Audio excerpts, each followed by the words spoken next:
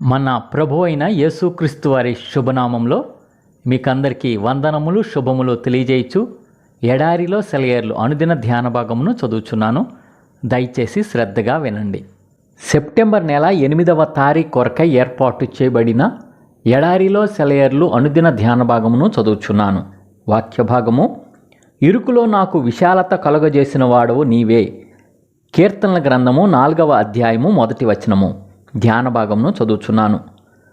దేవుని నీతి ప్రభుత్వం పక్షంగా ఒక మానవుడు ఇవ్వగలిగిన అత్యుత్కృష్టమైన సాక్ష్యం ఇదే. బాధల్లో నుండి తప్పించినందుకు మనిషి చెబుతున్న కృతజ్ఞత కాదిది. బాధల ద్వారానే విడిపింపు పొందిన మనిషి చెబుతున్న కృతజ్ఞత. ఇరుకులో విశాలత కలుగజేసిన వాడవు నీవే ఇతడు అంటున్నాడు. జీవితంలోని బాధలే విశాలతకి మూల కారణాలైనాయట. ఇది సత్యమేనని నువ్వు నేను అనేకసార్లు అనుభవపూర్వకంగా భావించాం గదు. ఏసేపు చీకటి కొట్టులో ఉన్నప్పుడు అతడు దృఢచిత్తుడయ్యాడని వ్రాసి ఉంది కదా. ఏసేపుకి కావలసింది ఇదే, ఇనుములాగా దృఢమైన మనస్సు. అప్పటిదాకా బంగారపు మెరుగుల్నే అతడు చూశాడు. తన యవ్వన ప్రాయపు కలల్లో తేలియాడాడు. విఫలమైన ప్రేమ గురించి కన్నీళ్లు కార్చేవాడు. వాస్తవిక జగత్తుకి దూరమయ్యాడు. నిజమైన విచారం ఏమిటో అతనికి తెలియదు. మన మనస్సు ఇనుములాగా తయారవ్వాలి. బంగారం ఒక కల్లాంటిది. ఇనుము వాస్తవిక జీవితం. నిన్ను మానవత్వంతో కలిపి కట్టే గొలుసు ఇనుపదై ఉండాలి. ప్రపంచంతో మనలను ఏకం చేసే బంధం సంతోషం కాదు, విచారమే. బంగారం ఎక్కడ పడితే అక్కడ దొరకదు. ఇనుము ఎక్కడ చూసినా ఉంటుంది. మానవాళి పట్ల సానుభూతితో నీ హృదయం విశాలం కావాలంటే మానవ శ్రమల ఇరుకుల్లోకి నువ్వు వెళ్ళాలి. ఏసేపు ఉన్న కారాగారమే అతని సింహాసనానికి దారి. నీ శరీరం ఇనుములాగా గట్టిది కాకపోతే నీ సోదరుడి వీపు పైనున్న భారాన్ని నువ్వు ఎత్తుకోలేవు. నీ ఇరుకే నీకు విశాలత. నీ జీవితంపై పడే నీడలే నీ మహిమ స్వప్నాల జాడలు. నీడలను చూసి విసుక్కోవద్దు. నీ కలల కంటే నీడలే నీకు మేలు చేస్తాయి. చెరసాల నీడలో నిన్ను కట్టిపడేశాయని అనుకోవద్దు. ఆ బంధకాలే నువ్వు మానవత్వపు అంచులకు ఎగిరిపోవడానికి సహాయపడే రెక్కలు. కారాగారపు తలుపులే ప్రపంచపు గుండె లోతుల్లోకి ద్వారాలు. విచారపు సంఖ్యలతో దేవుడు నిన్ను బంధించడం మూలంగా నిన్ను విశాలతలోకి నడిపించాడు.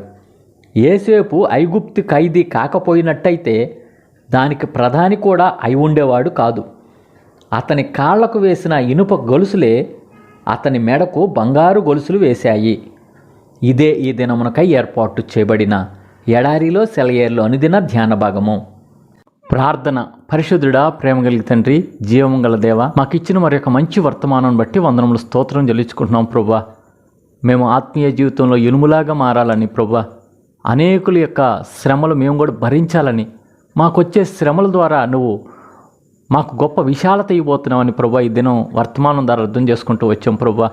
అయ్యా, ఈ దినం వర్తమానం విన్నా నీ బిడ్డలను బట్టి ప్రార్థన చేస్తున్నాం ప్రభువా. అయ్యా, వారిని కూడా ప్రభువా ఆయా శ్రమల ద్వారా, ఆయా ఇరుకుల ద్వారా, ఇబ్బందుల ద్వారా ఇనుములాగా చేయబోతున్నందుకు వందనములు స్తోత్రాలు అయ్యా. వారికి ఇరుకులో విశాలత కలుగు చేస్తున్నందుకు వందనములు స్తోత్రం చెల్లించుకుంటున్నాం ప్రభువా. ఎడారిలో సెలయేర్లు అనే ఈ వర్తమానాల ద్వారా అనేకుల్ని బలపరుస్తున్నందుకు వందనాలు స్తోత్రాలయ్యా. అనేకుల్ని శ్రమల్లో దృఢంగా ఉండేట్లుగా, ధైర్యంగా ఉండేట్లుగా చేస్తున్న విధానం బట్టి నీకు స్తోత్రములయ్యా. అయ్యా, వింటున్న ప్రతి ఒక్కళ్ళని పేరు పేరు వరుసన దీవించి ఆశీర్వదించమని వేడుకొంచున్నాం ప్రభువా. అలాగున తండ్రి, ఎడారిలో సెలయేర్లు సబ్స్క్రైబ్ చేసిన ప్రతి ఒక్కళ్ళని ప్రభువా అయా నీ కృపలో వర్ధిల చేయమని వేడుకొంచున్నాం ప్రభువా.